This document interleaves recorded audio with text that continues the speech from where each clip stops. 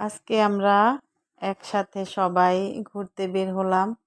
রায়হান আর নুসরাত বলতেছে ওরা গ্রিল আর নান রুটি খাবে। তো ওদের আবদার পূরণ করার জন্য দোকানে ঢুকলাম। নুসরাত তো অনেক খুশি, রায়হানও অনেক খুশি।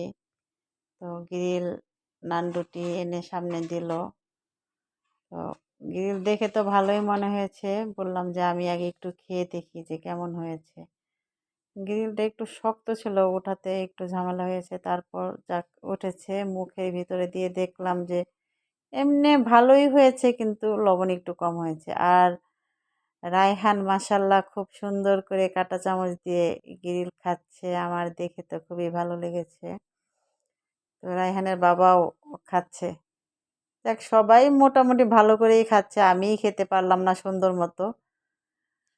বাচ্চাদের আনন্দ দেখতে দেখতে আমার খাওয়াটাই আর ঠিক হলো না। আমার নুসরাত খাইতে পারে নাই। তো খাবারটা খুব টেস্টি ছিল। এই দোকানটা